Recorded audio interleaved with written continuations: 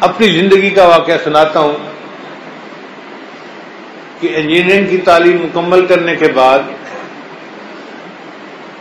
4 مہینے ہماری یہ خانقاہ ہے مسکین پر شریف، میں وہاں پر جا کر رہا کہ تاکہ یکسوئی کے ساتھ ذکر اذکار کریں گے اور اللہ اللہ کریں گے. تو پورے دن میں 9 گھنٹے مراقبہ کرنے کا معمول تھا اس وقت.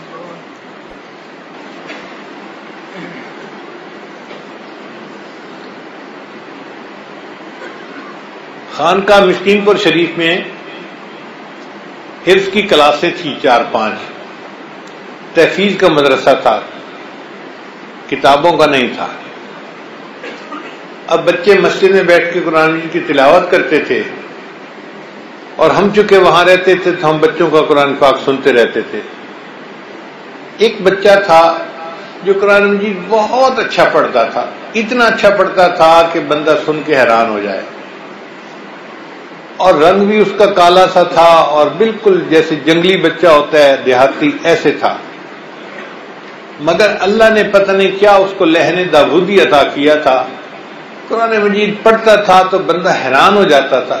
کوئل کی آواز تھی اس کی، اتنا ترنم تھا اور اتنے وہ مخارج اچھے طریقے سے ادا کرتا تھا کہ بندہ حیران ہوتا تھا.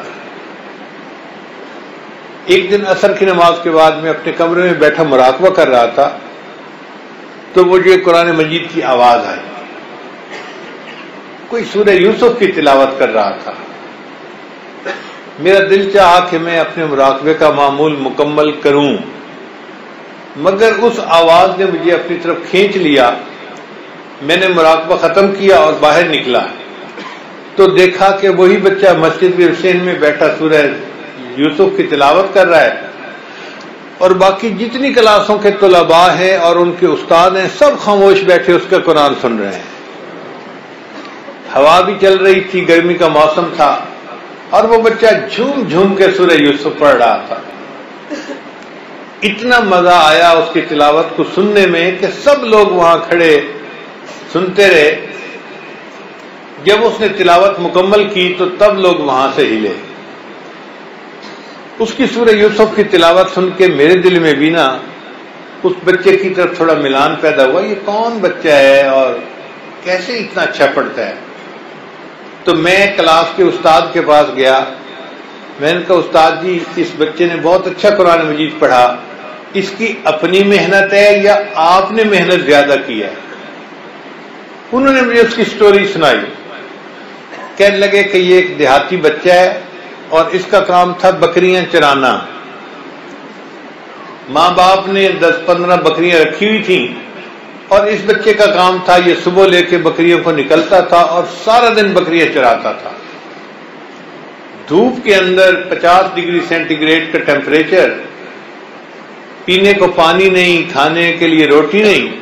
یہ بکریوں کے پیچھے بھاگ بھاگ کے تنگ آ جاتا تھا، اکیلا تھا، اور شام آتا تھا تو بیچارہ بس سو جاتا تھا. اگلے دن پھر بکریاں چرانا. یہ اپنی زندگی سے بہت تنگ تھا اور سوچتا تھا کہ کب میری جان چھوٹے گی ان بکریوں کو چرانے سے. اس کا ایک کلاس فیلو تھا. وہ کلاس فیلو مدرسے میں حفظ کے لیے آ گیا. کچھ دن وہ بچہ مدرسے میں رہا اور کچھ دنوں کے بعد وہ واپس اپنے گھر گیا تو بستی میں ان دونوں کلاس یعنی دوستوں کی ملاقات ہوئی. اس نے اس سے پوچھا سناؤ کیا حال ہے؟ اس نے کہا بہت برے حال میں ہوں، سارا دن دھوپ میں بکریاں چراتا ہوں، ان کے پیچھے بھاگتا ہوں، پسینہ، گرمی، پانی نہیں ملتا، کھانے کو نہیں ملتا، اور تھک تھکا کے آتا ہوں شام کو تو بس پڑھ کے سو جاتا ہوں اور اگلے دن پھر وہی بکریاں. مجھے تو ایسے لگتا ہے کہ جیسے جانوروں کے ساتھ رہ رہ کے میں خود بھی جانور بن گیا ہوں. پھر اس نے اس سے پوچھا کہ سناؤ تمہارا کیا حال ہے؟ اس نے کہا یار میں تو بڑا مزے میں ہوں، والدین نے مجھے مدرسے میں داخل کروا دیا ہے. سارا دن ہم تو چھاؤں میں بیٹھتے ہیں اور پنکھے کی ہوا ہوتی ہے اور ٹھنڈا پانی ہوتا ہے کولر کا، اور صبح ناشتہ بھی مدرسے والے دیتے ہیں، دوپہر کھانا بھی دیتے ہیں، رات کو بھی کھانا دیتے ہیں. تو میں تو زندگی کے بہترین ایام گزار رہا ہوں. اس چرواہے بچے نے اس کو کہا اچھا پھر مجھے بھی ساتھ لے جاؤ، میں بھی وہیں چلتا ہوں۔ اس نے کہا تمہاری بکریوں کا کیا بنے گا؟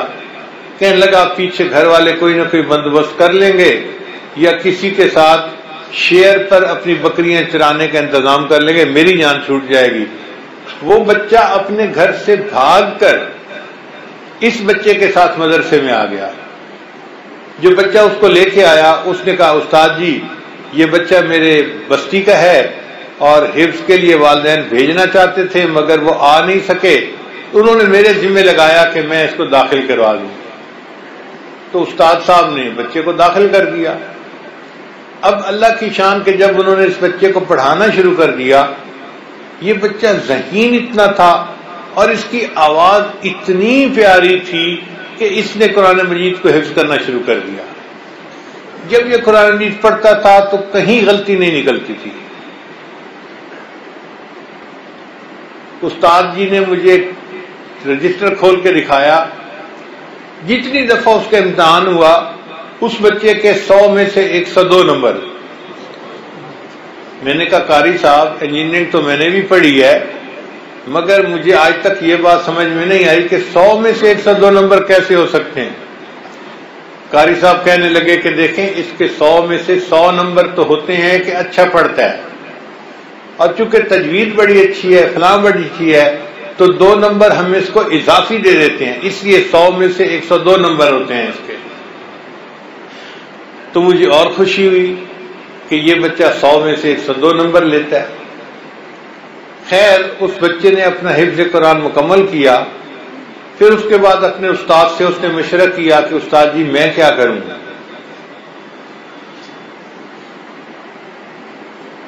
استاد نے مشورہ دیا کہ ملتان میں قاسم العلوم مدرسہ ہے، وہاں جاؤ اور علم حاصل کرو۔ اس وقت تک اس کے والدین کو بھی پتہ چل چکا تھا کہ ہمارا بچہ مدرسے میں ہے اور حافظ بن گیا ہے۔ جب انہوں نے بھی بچے کی تلاوت سنی تو ان کا بھی دل چاہا کہ بچہ عالم بن جائے تو اچھا ہے، اجازت دے دی۔ یہ بچہ ملتان آ گیا، وہاں پر اس نے دور حدیث تک کی کتابیں بھی پڑھ لی، پھر وہیں پر ایک مسجد میں اس نے امامت شروع کر دی۔ اب اللہ کی شان دیکھیے قرآن مجید بندے کو کیسے عزتیں دیتا ہے کہ ملتان کی ایک مسجد تھی جس مسجد کمیٹی نے فیصلہ کیا کہ ہم رمضان شریف میں قرات کانفرنس کروائیں گے اور جو فرسٹ آئے گا اس کو ہم عمرے کی ٹکٹ انعام میں دیں گے۔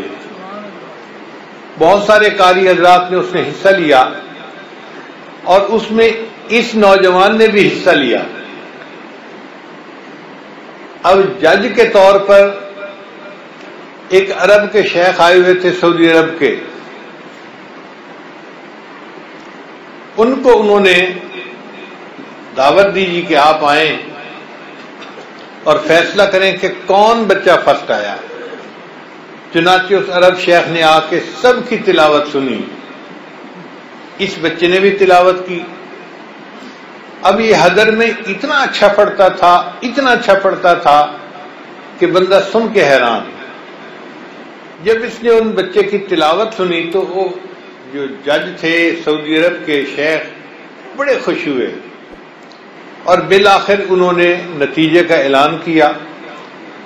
تو انہوں نے اس بچے کا نام لے کر کہا کہ یہ بچہ فرسٹ آیا ہے اور اس کو 2 انعام ملیں گے، ایک انعام ملے گا مسجد کمیٹی کی طرف سے اور ایک انعام ملے گا میری طرف سے۔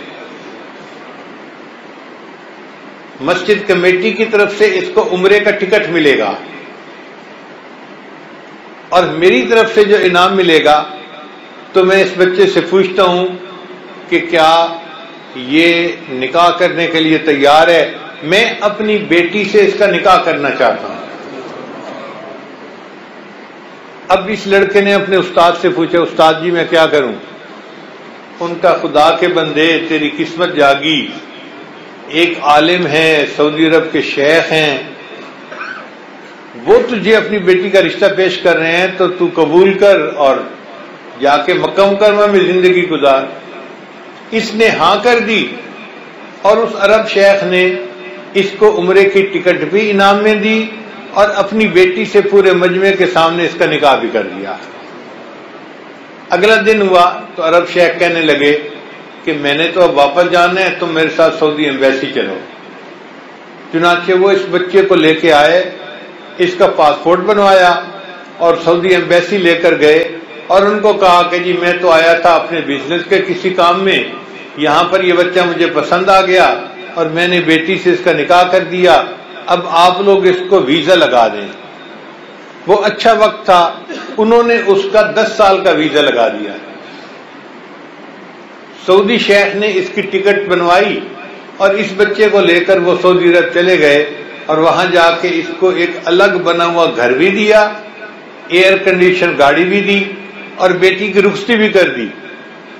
وہ بچہ جو بکریوں کے پیچھے بھاگتا تھا، جو سارا دن دھوپ میں رہتا تھا، جسے پینے کے لیے ٹھنڈا پانی نہیں ملتا تھا، کھانے کے لیے روٹی نہیں ملتی تھی، فاقے ہوتے تھے، آج قرآن مجید کی وجہ سے اللہ نے اس کو وہ عزتیں دی کہ وہ حرم میں بیت اللہ کا طواف کرتا تھا اور قرآن مجید کی تلاوت کیا کرتا تھا۔ قرآن مجید نے اس کو شاہی کی زندگی عطا فرما دی، ایئر کنڈیشن گھر ہے، ایئر کنڈیشن گاڑی ہے، بہترین کھانا، کپڑے، ہر چیز بہترین، شاہانہ زندگی اس کو مل گئی۔ علامہ اقبال کا شعر ہے، اگر کوئی شعیب آئے میسر، شبانی سے کلیمی 2 قدم ہے، کہ اگر کوئی رہنما مل جائے تو بکریاں چرانے والوں سے کلیم اللہ بننا 2 قدم کا فاصلہ ہے۔ اگر کوئی شعیب آئے میسر، شبانی سے کلیمی 2 قدم ہے۔ اب مجھے سمجھ میں یوں بات آتی ہے کہ اس شعر کو یوں پڑھنا چاہیے، اگر عشق قرآن آئے میسر، اگر عشق قرآن آئے میسر، شبانی سے تو شاہی 2 قدم ہے۔